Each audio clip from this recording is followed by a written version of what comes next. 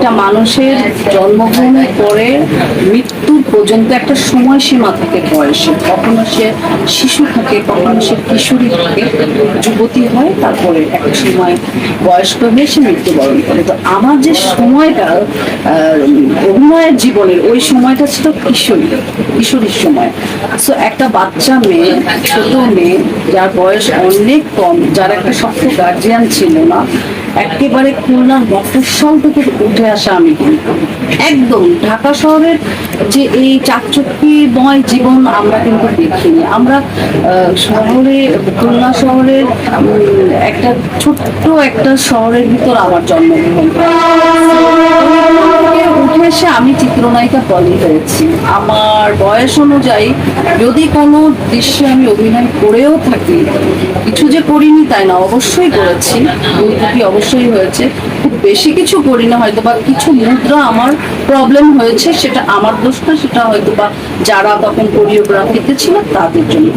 হ্যাঁ, আমি অবশ্যই তখন প্রতিবাদ করতে পারতাম, কিংবা আমি হয়তো বা বয়স যদি আমার বেশি থাকতো, আপনারা দেখবেন ছবিগুলিতে আমার কতটুকু বয়স ছিল। তো আর আমার যদি ভালো গার্জিয়ান থাকতো, অবশ্যই হয়তো বা ওই কিছু সংখ্যক সিকোয়েন্স কিংবা গানের দৃশ্য হতো না, সিকোয়েন্সও না, গানের দৃশ্য বলবো, তাও সব গান না, কিছু কিছু কিছু। তো এটা আসলে কি ওই সময়টার দোষ, আমি বলবো ওই সময়টাই ছবিগুলি নির্মাণ হয়েছে, এবং ওই সময় যারাই ছিল সবাই করেছে। আপনার, হ্যাঁ, যারা করেছে সবাই করেছে, কিন্তু আপনারা যারা আসলে ফিমেল নায়িকা ছিলেন তাদের নামগুলো ঘুরে ফিরে বারবার আসে। হিরো কিন্তু ছিল যারা এখন আসলে ভালো একটা জায়গায় আছে, তাদের নামগুলো কিন্তু আসে না, এটা কেন? এখন হচ্ছে তো যে আমি তো চলে গেছিলাম মানে এইটার বিষয়ে আমি 6-7 বছর থেকেও আমি পপি হয়ে গেছি।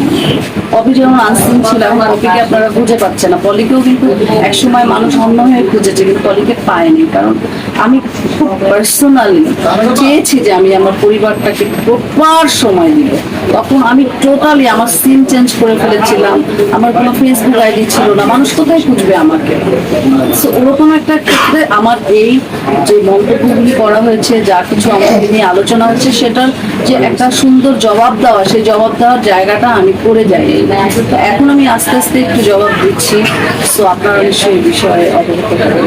আপনারা যাদের কি বিষয়ে অভিযোগগুলো উঠে, তারা অনেকে আসলে বলে সেই সমস্ত কাজ যুক্ত করে দেওয়া হতো। এই বিষয়টা আপনার সঙ্গে ঘটেছে কখনো? কাটপিসের বিষয়টাই আমি জানতাম না, আমি অনেক পরে জেনেছি যে কাটপিস ব্যাপারে, মানে আমি জানি না এই বিষয়টা।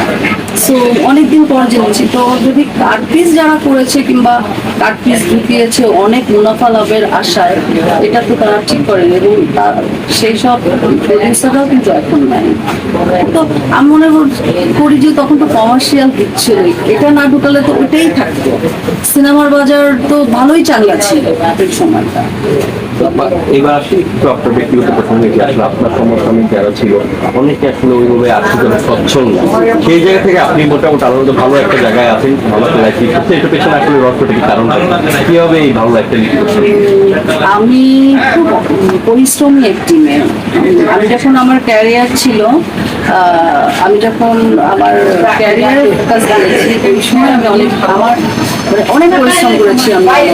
আমি জানি না বড় নায়িকা, সারাদিন শুটিং করেছি, সারা রাত শুটিং করেছি, সারাদিন পরের দিন শুটিং করেছি, তার বিকালের শিফট শুটিং করেছি, তারপরের দিন কক্সবাজার চলে গেছি। কক্সবাজার যাওয়ার পরে, প্লেন থেকে নামার পরে আমি যখন হোটেলে গেছি, আমাকে রেস্ট দেয়নি তারা, আমার অনেক শিডিউল সমস্যা ছিল, অনেক মানে একদম একটার সাথে একটা টাইট শিডিউল ছিল। আমাকে একবার বলে তাড়াতাড়ি তাড়াতাড়ি মেকআপ দাও, একটা জেলখানার সিকোয়েন্স আছে, তোমাকে করতে হবে, ফেসে যাবো, আমরা এখানে সেটটা 2 দিনের বেশি রাখতে পারবো না। তো এই যে এত মুভি করেছে একটা পরিশ্রমের কারণে, যখন আমি এই ফিল্ম ইন্ডাস্ট্রি যখন আমি চিন্তা করেছি যে এখান থেকে আমি কুইট করবো, চলে যাবো, তখন কিন্তু আমি চিন্তা করেছি যে না, প্রত্যেকটা মানুষের জীবনে একটা কর্মময় জীবন থাকা উচিত। ব্যক্তি লাইফ নিয়ে থাকে, সে পাগল হয়ে যাবে, ডিপ্রেস হবে। আমি আমার কর্মময় জীবনটা এখান থেকে গুছিয়ে দেন, আমি এখান থেকে সুইচ করি। যখন একটি মানুষের কর্মময় জীবন থাকবে, লাইফ থাকবে, অর্থ থাকবে, অর্থ আর্ন করার জায়গাটা থাকবে, তখন কিন্তু তার লাইফটা অনেক ভালো করতে পারবে।